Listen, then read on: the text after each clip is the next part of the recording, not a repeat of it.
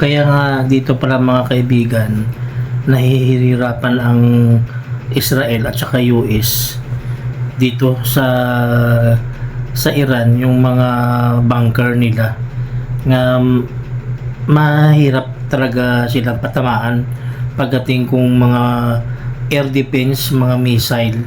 Ang hirap nila patamaan mga kaibigan dahil yung mga matataas na bundok, hindi mo kalain yung kailaliman pala may mga bunker pala yan, at saka may mga highway sa ilalim, at saka yung mga matataas na bundok na kabilaan may mga bridge, may mga tawiran. Kaya hirap nga talaga mga kababayan ang US at saka Israel pagdating sa mga air defense, kung paano sila patamaan.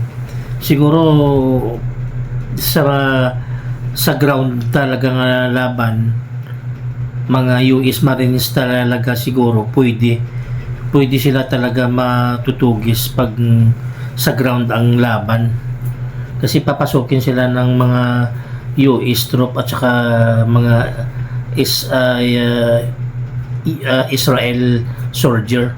So yun lang siguro ang pinakamadali nga para sila matutugis.